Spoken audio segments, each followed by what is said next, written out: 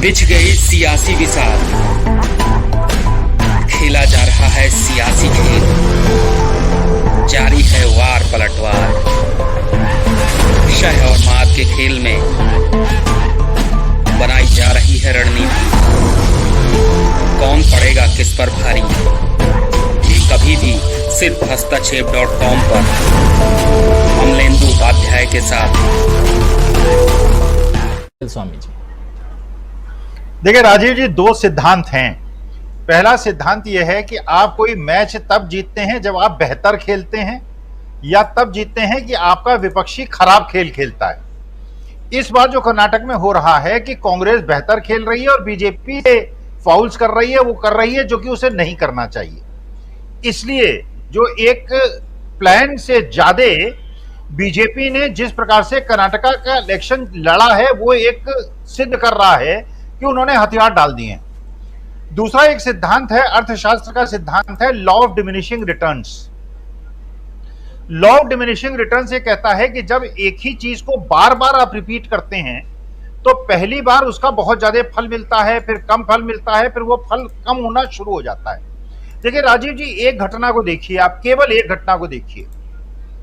जिन लड़कियों ने, जिस बेटियों ने हिंदुस्तान की प्रतिष्ठा पूरे विश्व में बढ़ाई है, जिन्होंने हमारे लिए पदक जीते हैं, आज वो सड़क पे प्रैक्टिस कर रही हैं।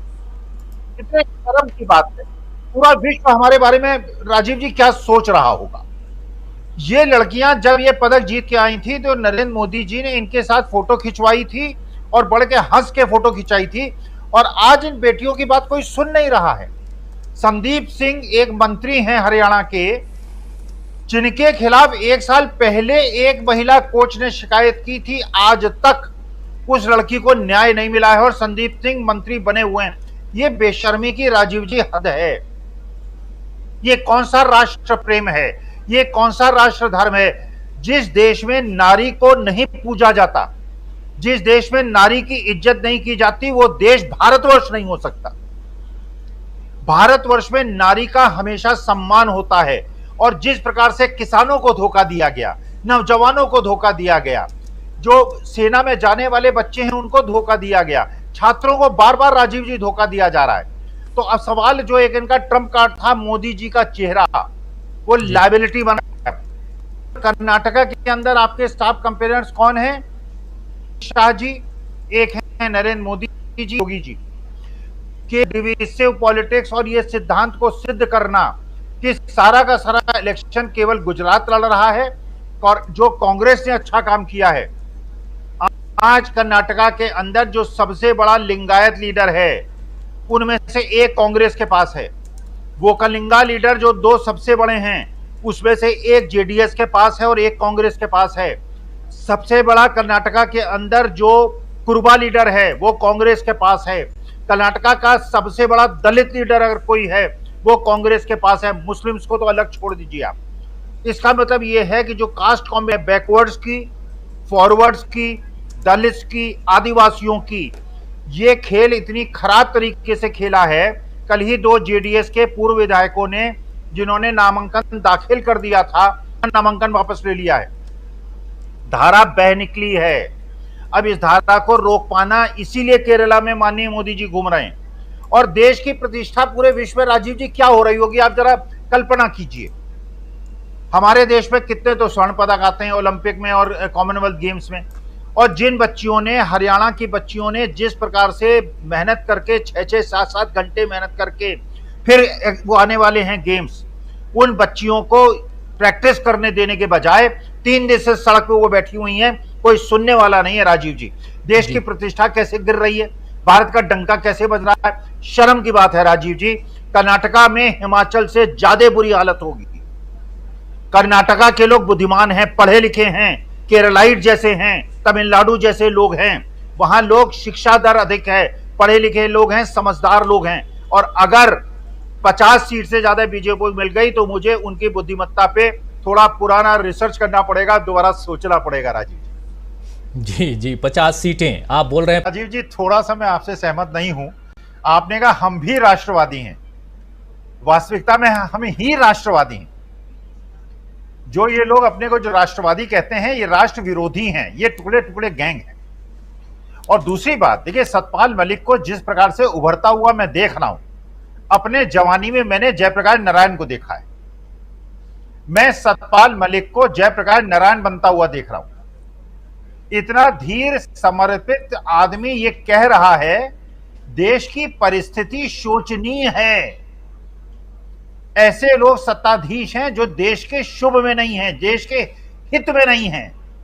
आप सोचिए किस प्रकार देश के, और मैं एक सुन रहा था जो पुलवामा में जो एक मरे थे जवान, जो शहादत हुई थी उनकी पत्नी को वो खुलेआम कह रही, और ये खुलेआम कह रही थी कि किस प्रकार का षड्यंत्र, और उनके दिमाग में ये षड्यंत्र है। मैंने अपने आंखों से देखा है उस बिटिया को, जो पुलवामा के शहीद के बेटी को, और रोते हुए उसको देखा है। देखिए, वास्तविकता में हम ही राष्ट्रवादी हैं। हम इसलिए राष्ट्रवादी हैं कि हम सभी धर्म, जाति, संप्रदाय, हमारे गांधी महात्मा गांधी हैं, इनके गांधी आसाराम हैं। हमारे बापू महात्मा गांधी हैं, इनके बापू आसाराम हैं। हमारा धर्म पूरे हिंदुस्तानियों को एकत्रित करने का है। इनका धर्म मुसलमानों को, क्रिश्चियनों को, अल्पसंख्यकों को किनारे करने का है। ये कभी अपनी सुविधा अनुसार जाटों के विरुद्ध हो जाते हैं, कभी ये यादवों के विरुद्ध हो जाते हैं। और हम ये मानते हैं कि इस देश में जाति और धर्म से ऊपर उठकर राष्ट्रवाद को आगे बढ़ाना है। तो हम ही राष्ट्रवादी हैं, ये राष्ट्र विरोधी लोग हैं। इनका थोड़े दिन सिक्का चल गया, और मुझे ऐसा लगता है कि अगले 6 महीने के अंदर जिस प्रकार से सतपाल मलिक हर जगह खड़े हो रहे हैं, और जिस प्रकार से बिटिया का, हमारे देश की कन्याओं का सम्मान की रक्षा के लिए आगे खड़े हुए हैं, मैं अतिशयोक्ति नहीं कर रहा हूं। जिस प्रकार से सारे बड़े बड़े योद्धा सिर झुका के बैठे हुए थे जब द्रौपदीकरण हो रहा था, आज के तारीख में मुझे भगवान श्री कृष्ण की जय पर सतपाल मलिक दिखाई पड़ रहे हैं। जो इन बिटिया, जो लड़कियां, जिन लोगों ने हमारे देश की गौरव को बढ़ाया है, आज वो सड़क पे बैठ, और देश की जनता को धिक्कार है। मैं कह रहा हूं, कहना नहीं चाहिए, देश की जनता को धिक्कार है। जिन बेटियों ने देश की सत्ता को समाज से लड़कर ऊपर उठाया है, वो बेचारी अकेली संघर्ष कर रही हैं, और हम जैसे बुढ़े और हम जैसे जवान और देश के लोग चुप बैठे हैं, अपने घर में बैठे हैं। हमें शर्म से डूबकर मर जाना चाहिए।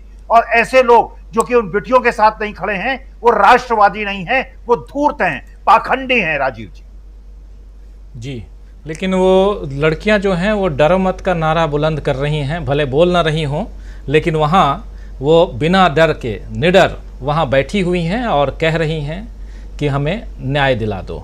बात हम लोग कर रहे हैं दोस्तों उन पहलवानों की जो ओलंपिक में एक नहीं कई गोल्ड मेडल और अलग अलग मेडल इस देश को दिलाकर देश का नाम रोशन कर चुके हैं, और वो अपने लिए न्याय मांग रहे हैं। और बृजभूषण सिंह का नाम आप लोग अच्छी तरह से जानते होंगे, और उनके ऊपर FIR की बात कर रहे हैं। सांसद साहब हैं, कल ही मैं बोला था कि नाम याद कर लीजिए, उनका नाम कई बार सामने आने वाला है।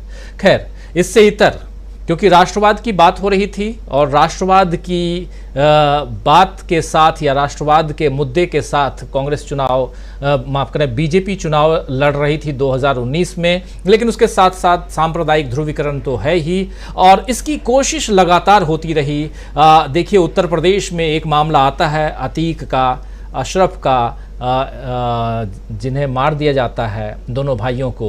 उसके बाद से लगातार टेलीविज़न चैनल्स पर यही खबर दिखाई जाती है, इसी पर डिबेट्स, इसी पर सब कुछ। अभी 2 दिन से एक बिहार के भी बड़े नेता और बाहुबली रहे हैं, वो छोड़ दिए गए हैं, उनकी चर्चा भी खूब हो रही है।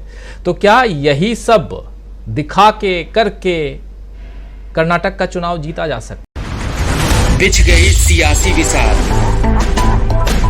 खेला जा रहा है सियासी खेल, जारी है वार पलटवार। शह और मात के खेल में बनाई जा रही है रणनीति।